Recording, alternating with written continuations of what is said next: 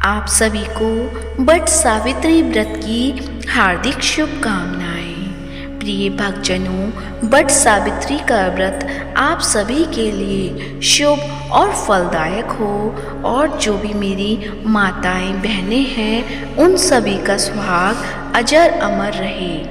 आज की इस वीडियो में आप सुनेंगे वट सावित्री व्रत कथा।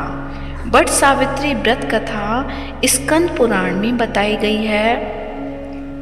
हर सुहागन स्त्री को वट सावित्री व्रत की पूजा करने के बाद वट सावित्री व्रत की कथा का पाठ जरूर पढ़ना या सुनना चाहिए। स्कंद पुराण में यह भी बताया गया है कि वट सावित्री की कथा का पाठ करने से देवी सावित्री का ध्यान पूजन वट वृक्ष के नीचे करने से सुहाग की उम्र लंबी होती है और पति का प्रेम और सुख बना रहता है। इससे माता सावित्री की कृपा से घर में उन्नति भी होती है। तो आइए आज के इस वीडियो में आप सभी सुनेंगे वट सावित्री व्रत कथा, जिससे आपको भी सावित्री माता का आशीर्वाद आप सभी को भी प्राप्त हो सके।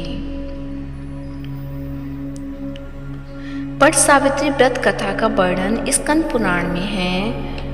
सावित्री के पति सत्यवान की मृत्यु हो जाने पर सावित्री द्वारा पति के प्राण वापस लाने की कथा का जिक्र वट सावित्री व्रत कथा में किया गया है। इस कथा के विषय में कहा गया है, यह कथा सौभाग्य प्रदान करने वाली है। इसलिए वट सावित्री व्रत के दिन वट वृक्ष के नीचे सुहागन स्त्रियों को वट सावित्री व्रत की इस कथा का पाठ विस्तार पूर्वक पढ़ना चाहिए और सुहागन महिलाओं को इस कथा का पाठ पढ़ना और सुनना चाहिए, जिससे उनके सुहाग की उम्र लंबी होती है और वैवाहिक जीवन में प्रेम और सुख समृद्धि प्राप्त होती है। जो विवाहित महिलाएं द्वारा अपने पति की लंबी आयु और परिवार की सुख समृद्धि के लिए व्रत के रूप में मनाई जाती है।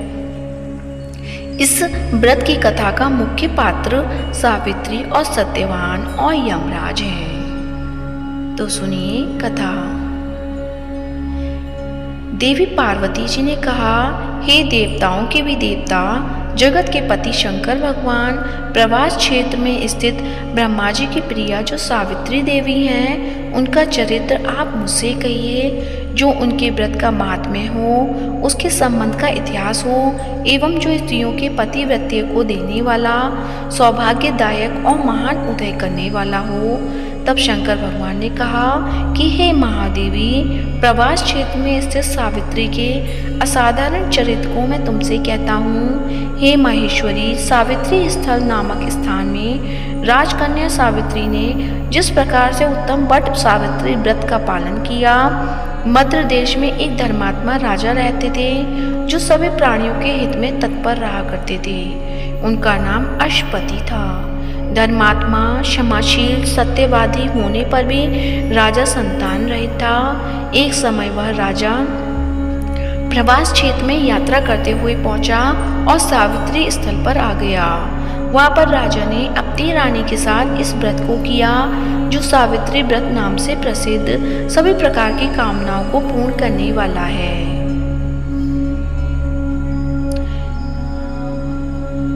कमंडलों में धारण करने वाली वह सावित्री देवी दर्शन देने के बाद पुनः अदृश्य हो गई। लेकिन देवी के दर्शन से पुण्य कुछ दिनों बाद राजा अश्वपति के घर देवी के समान रूप वाली कन्या का जन्म हुआ, जो देवी सावित्री के अंश से ही उत्पन्न हुई थी। देवी सावित्री की प्रसन्नता से प्राप्त तथा सावित्री की पूजा करने के बाद उत्पन्न कन्या का नाम भी सावित्री रखा गया। वह राजकन्या देवी लक्ष्मी के समान शोभित होती हुई बढ़ने लगी और धीरे धीरे सुकोमल अंगों वाली वह कन्या यौवनावस्था को प्राप्त हुई। नगरवासी उस कन्या को देखकर यही समझते थे कि वह कोई देव कन्या है। कमल के समान विशाल नेत्रों वाली एवं तेज से अग्नि के समान प्रज्वलित होती हुई वह सावित्री महर्षि भृगु द्वारा कहे हुए सावित्री व्रत को करने लगी। लक्ष्मी के समान सुशोभित वह कन्या एक दिन देवी सावित्री की पूजा करने के बाद पिता के पास खड़ी हो गई। उस समय पुत्री की युवावस्था को प्राप्त हुए देखकर राजा ने मंत्रियों से सलाह किया। इसके बाद राजा ने सावित्री से कहा, हे पुत्री, तुम्हें योग्य वर को देने का समय आ गया है। मुझसे कोई तुम्हें मांगने के लिए भी नहीं आता और मैं भी विचार करने पर तुम्हारी आत्मा के अनुरूप वर को नहीं पा रहा हूँ। अतः हे पुत्री, देवताओं के निकट में जिस तरह से निंदनीय न हूँ वैसा तुम करो। मैंने धर्मशास्त्र में पढ़ा और सुना भी है कि यदि पिता के गृह में रहती हुई विवाह के पहले ही जो कन्या रजो धर्म से युक्त हो जाती है उसके पिता को बड़ा पाप लगता है। इसलिए हे पुत्री, मैं तुमको भेज रहा हूँ कि तुम स्वयं ही अपने योग्य वर को ढूंढ लो।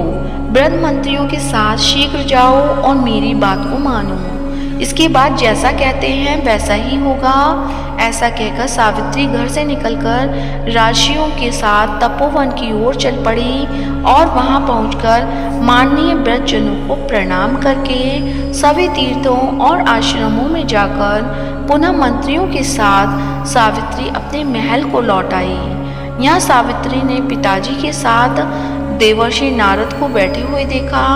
आसन पर बैठे हुए नारद जी को प्रणाम करके मुस्कुराती हुई जिस कार्य के लिए वन में गई थी सारी बातें कहने लगी। सावित्री बोली, हे नारद जी, शाल्व देश में धर्मात्मा धूमसेन नाम से विख्यात एक क्षत्रिय राजा हैं जो देव योग से नेत्रहीन हो गए हैं। रुक्मी नाम उनके एक सामंत ने उनके राजपाट छीन लिया और वह अपने पुत्र और पत्नी के साथ वन में रह रहे हैं। उनका पुत्र सत्यवादी और धर्मात्मा है। उसे ही मैंने मन में पति रूप में वर्ण किया है। नारद जी सावित्री के वचनों को सुनकर बोल पड़े, हे राजन, सावित्री ने यह बड़ा कष्टप्रद कार्य कर डाला।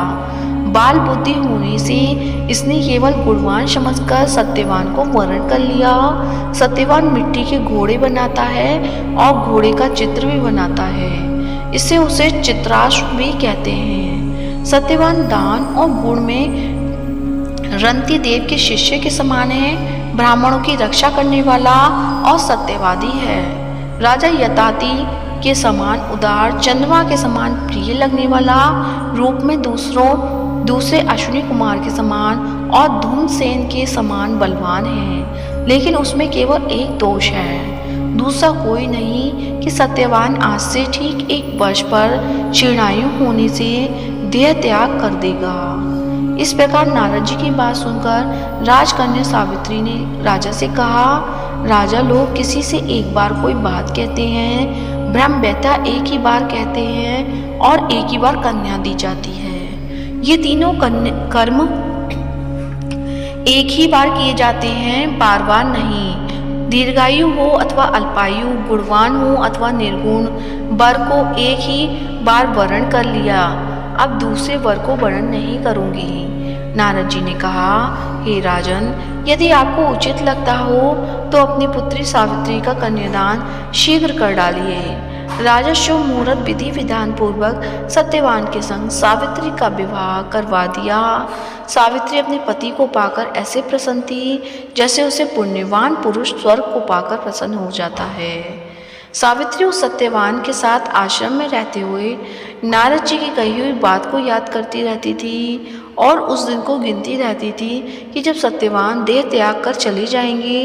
जब सत्यवान के मरण के केवल 3 दिन शेष रह गए तब सावित्री ने निराहार रहने का व्रत किया और तीसरे दिन सुबह स्नान करके देवता और पितरों का पूजन किया।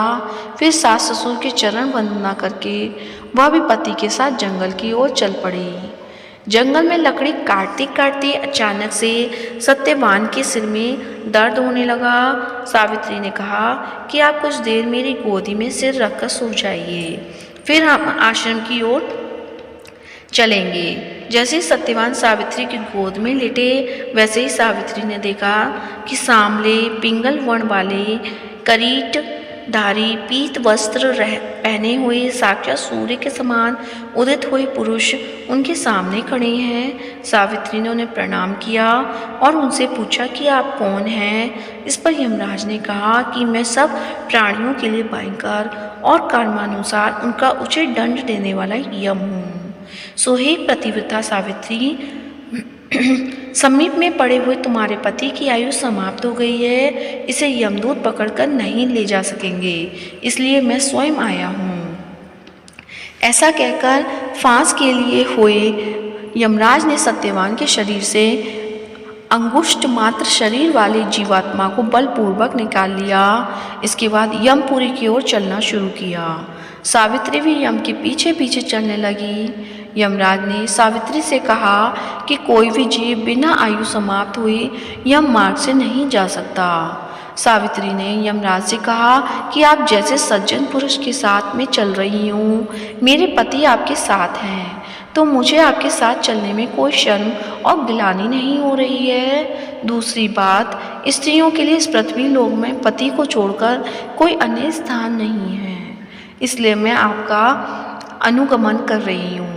सावित्री की मधुर बातें सुनकर यम ने कहा कि मैं तुम्हारी बातों से प्रसन्न हूँ, इसलिए जो इच्छा हो वर मांगो। सावित्री ने तब यमराज से अपना खोया हुआ राज्य, सास ससुर की आंखों की रोशनी और 100 पुत्रों का वरदान मांग लिया। अपने वरदान में जाल में फंसकर यमराज ने सत्यवान की आत्मा को मुक्त कर दिया और सावित्री को लौटा दिया। सावित्री पति के साथ अपने आश्रम लौट आई। सावित्री ने सावित्री देवी का व्रत किया, जिसके प्रभाव से सास ससुर की आंखों की रोशनी लौट आई, इनका राज्य भी मिल गया और 100 पुत्र भी हुए। तो शिव जी ने देवी पार्वती से कहा कि सावित्री व्रत के दिन प्रातः स्नान करके सास ससुर का आशीर्वाद अवश्य लेना चाहिए। बट वृक्ष के समीप बैठकर पंच देवता और विष्णु भगवान का आह्वान करना चाहिए। इसके बाद जल, अक्षत, सिंदूर, तिल, फूल, माला, नैवेद्य, पान अर्पित करना चाहिए। एक आम या अन्य फल लेकर उनके ऊपर बट पर जल अर्पित करें। यह आम पति को प्रसाद रूप में खिलाना चाहिए। कच्चा सूत लपेटते हुए 7 या 21 बार बट वृक्ष की परिक्रमा करें। वैसे 108 बार बट वृक्ष की परिक्रमा को सर्वोत्तम माना जाता है।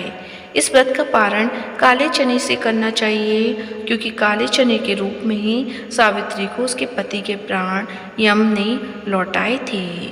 तो प्रेम से बोलिए सावित्री माता की जय हो। प्रिय भक्तजनों, आशा करती हूँ आज की कथा आपको अच्छी लगी होगी। कथा अच्छी लगी है तो वीडियो को लाइक करें, शेयर करें और चैनल को सब्सक्राइब करें। आप सभी का व्रत शुभ और फलदायक हो। धन्यवाद।